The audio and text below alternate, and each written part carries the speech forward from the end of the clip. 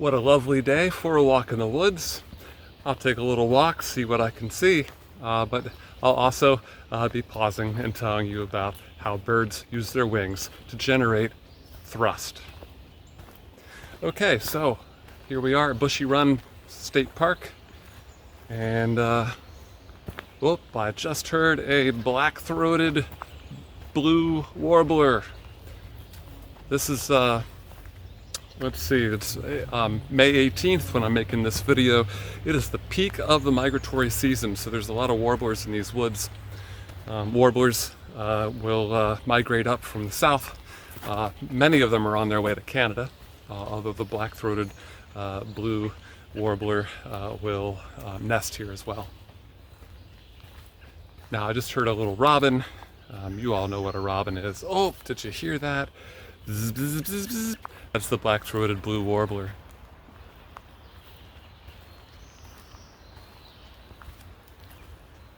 Now, once in a while, you might also hear a bird that says pizza, and I'll try and point that out if I hear it, but that is, oh, it just happened. That's an Acadian flycatcher. Again, it's another migrant species that has just arrived. I just started to hear the Acadian flycatcher giving that call just within the last day or two. It will, as the name implies, it catches bugs on the air. That's its main food source.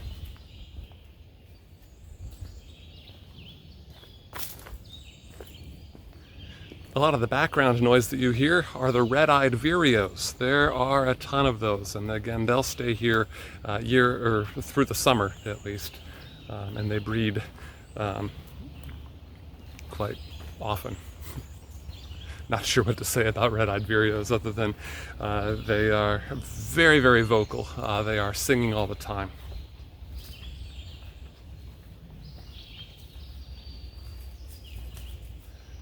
Okay, I just saw right in front of me, he is a thrush species.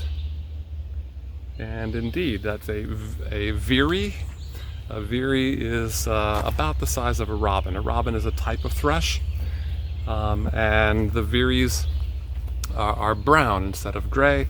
They have a sort of a buffy or cream-colored breast, with some spots right in the chest area.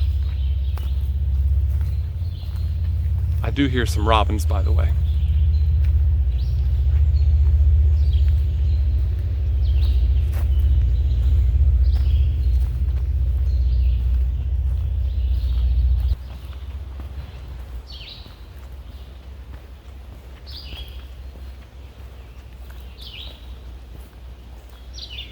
Okay, can you hear that? That's the red-eyed vireo. It's really close to me. Might be just in this tree above my head. Yep, there it is. Of course, these are really small birds, and I don't expect that the cell phone is going to be able to show it to you very well. But I'll give it a try here. All right, so the vireo is right at the center of the screen. Oh, now it's right at the center of the screen. Tiny little speck there in the middle. But he's just singing away. Where'd he go?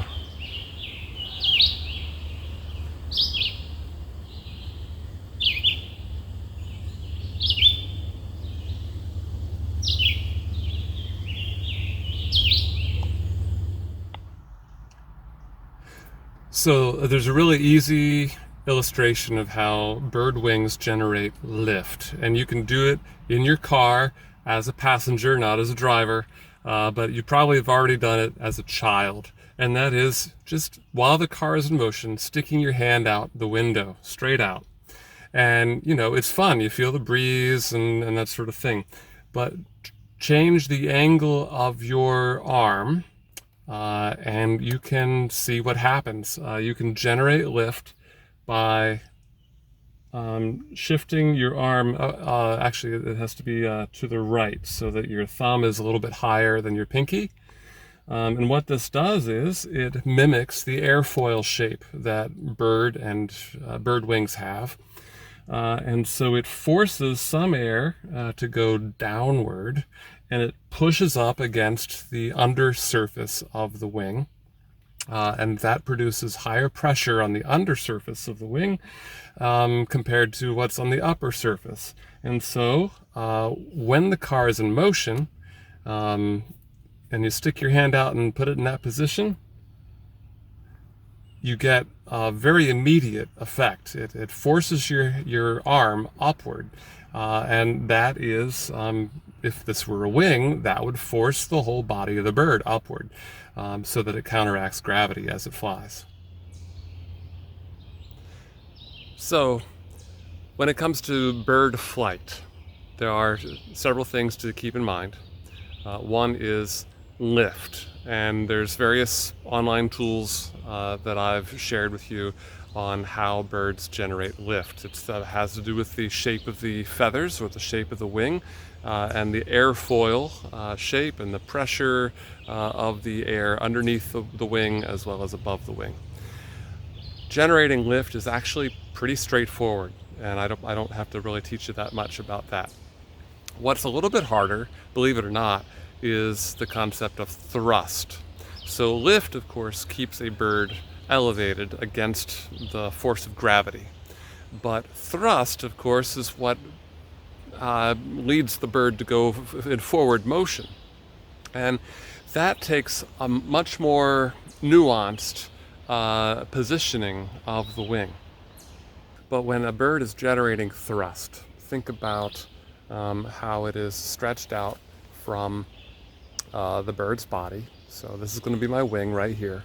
Now, you know that birds flap their wings, and that does generate thrust. But like I said, it's more nuanced than that. It's not just a steady up and down motion. It is actually a more forward motion. Not sure how, there we go. More forward motion, and then back behind, and then forward. So the wing actually goes in more of a circle in front of the bird and then back behind the bird. Now, I happen to be a swimmer. I love to swim. I swim on a competitive league. And so when I'm thinking about a circular motion with my arm, trying to tell you how birds fly, I'm thinking about swimming strokes. And one of the swimming strokes that I'm pretty good at is the butterfly stroke. So I'm not going to show you my butterfly stroke, but there is a video on Schoology that I've posted that shows the butterfly stroke. And the butterfly stroke is pretty similar in some ways to how a bird moves its wings to generate thrust. And it's similar because when a person does butterfly, they bring their arms quite forward and then back, and then they bring their arms out of the water to move them forward again. Now, when a bird is flying, there's certain things that they do that a swimmer doesn't. So first of all, there is no water, and so a bird can't move its wing in the air and then out of the air. That doesn't make any sense. But what we have is we have a downstroke that the bird takes, or the swimmer takes, and then an upstroke where the appendage is moved higher again. For a swimmer, this is bringing the arm out of the water. For a bird, it's still in the air. But of course, the downstroke is what produces the thrust, and I'll get to that in a second. But the downstroke produces the thrust. Well, the upstroke is just sort of in the way. The upstroke is just trying to return the wing to the position where it'll generate more thrust again. So when a bird takes a stroke, comes forward with the downstroke, and then it folds its arm such that it doesn't generate any thrust at all. And in fact, it reduces sort of the profile of that wing. I meant to say wing. It reduces the profile of the wing. It kind of folds the wing in, brings the shoulder joint up, and then outstretches the wing again. This is going to be reducing drag, which is the third principle of how birds fly. We have lift, we have thrust, and we have drag, which is sort of the pressure against the animal that acts against thrust. So you want to minimize drag by folding your wing in, and then you bring your wing forward and do the stroke again. Now, just like swimming, you generate more thrust by having a higher stroke rate. And so the birds can fly faster if they flap faster. Now again, it's not just a steady up and down motion, it's more circular, and so you do a much more rapid stroke like that. Now there's one more thing. How about the actual shoulder joint here? It's not just holding my hand. Again, I'm trying to pretend that this is my wing. It's not just holding this straight. When a bird takes an upstroke, I'm sorry, when a bird takes a downstroke, it tilts the wing like so. All right, so it's not perfectly horizontal with the ground, it's tilted upwards, and this will cause greater lift generation.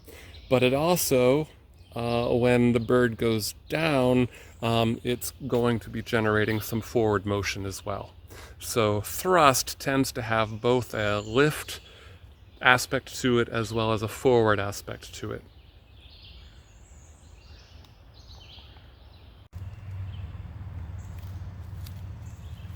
All right, so I'm not all about the birds. Sometimes I find some little critter that I'm interested in. Who is in this leaf litter here? Who is that?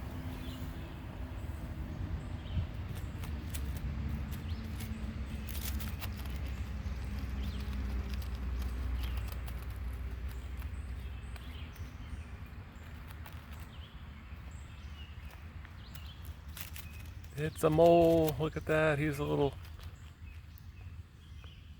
a little hole in there.